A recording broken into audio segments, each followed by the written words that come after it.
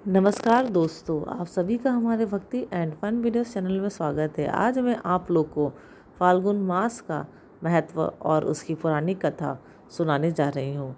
तो चलिए भक्तों, श्रवण करते हैं। इस बार फाल्गुन का महीना 25 फरवरी 2024 से प्रारंभ हो गया है। धार्मिक शास्त्रों के अनुसार फाल्गुन मास का बहुत महत्व कहा गया है। इस महीने कई धार्मिक व्रत और त्यौहार पड़ते हैं। यहाँ आपके लिए खास तौर पर प्रस्तुत है फाल्गुन या फाल्गुन माह का महत्व और कथा के बारे में। तो चलिए जानते हैं। हिंदू पंचांग का अंतिम महीना फाल्गुन मास होता है और इस महीने से धीरे धीरे गर्मी के दिन शुरू होने लगते हैं तथा ठंड कम होने लगती है। फाल्गुन मास में महाशिवरात्रि और होली ये दो सबसे बड़े त्यौहार पड़ते हैं जो कि बहुत ही धूमधाम से मनाए जाते हैं। हिंदू धर्म के अनुसार अनेक देवताओं में से एक चंद्र देवता हैं। चंद्र के देवता भगवान शिव हैं और शिव जी ने चंद्रमा को अपने सिर पर धारण कर रखा है। अतः पुराणों की माने तो फाल्गुन मास चंद्र देव की आराधना के लिए सबसे उपयुक्त समय होता है, क्योंकि यह चंद्रमा का जन्म माह माना जाता है।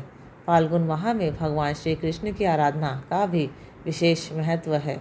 इस माह में विशेषकर भगवान श्री कृष्ण के 3 स्वरूपों की पूजा करना बहुत ही लाभदायी माना जाता है। इसमें भी कृष्ण के बाल स्वरूप, युवा रूप के कृष्ण और गुरु कृष्ण की पूजा की जाती है। बाल कृष्ण रूप की पूजा संतान पाने के लिए, युवा स्वरूप कृष्ण का पूजन दाम्पत्य जीवन मधुर बनाने हेतु और गुरु रूप कृष्ण का पूजन मोक्ष और वैराग्य पाने के लिए ही फाल्गुन के महीने में कृष्ण जी का पूजन अवश्य ही सभी को करना चाहिए। साथ ही श्री गणेश के पूजन का भी महत्व है। फाल्गुन महीने में अपने खान पान और दिनचर्या में बदलाव करना बहुत ही खास माना गया है, क्योंकि इस महाभोजन में अनाज का प्रयोग कम करके मौसमी फलों का सेवन अधिक करने की मान्यता है। अब चलिए भक्तों, कथा श्रवण करते हैं। फाल्गुन मास की कथा के अनुसार सतयुग की बात है। उस समय एक बड़ा ही धर्मात्मा राजा का राज्य था। उसके राज्य में एक ब्राह्मण था। उसका नाम था विष्णु शर्मा। विष्णु शर्मा के 7 पुत्र थे और वे सातों अलग अलग रहते थे। जब विष्णु शर्मा का वृद्धावस्था का समय आया, उसने सब बहुओं से कहा, तुम सब गणेश का व्रत करो। स्वयं विष्णु शर्मा भी इस व्रत को किया करता था। अब बूढ़ा हो जाने पर वो यह दायित्व अपनी बहुओं को सौंपना चाहता था। जब उसने बहुओं से इस व्रत के लिए कहा तो बहुओं ने नाक सिकुड़ते हुए उसकी आज्ञा न मानकर उसका अपमान कर दिया। अंत में छोटी बहू ने अपने ससुर की बात मान ली और पूजन के सामान की व्यवस्था करके ससुर के साथ व्रत किया तथा भोजन नहीं किया और ससुर को भोजन करा दिया। जब आधी रात बीती तो विष्णु शर्मा को उल्टी और दस्त लग गए। तब छोटी बहू ने मलमूत्र में भरे गंदे कपड़ों को साफ करके ससुर के शरीर को धोया और पोंछा।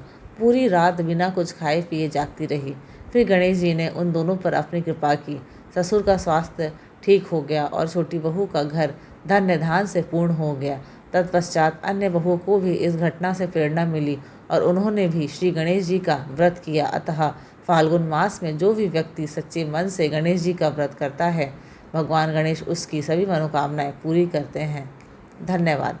आशा करती हूँ कि आपको ये मेरे वीडियोस पसंद आते हैं। अगर आपको ये मेरे वीडियोस पसंद आते हैं तो प्लीज़ लाइक, शेयर और सब्सक्राइब ज़रूर करें। जय गणेश भगवान, जय रिद्धि सिद्धि माँ, हर हर महादेव।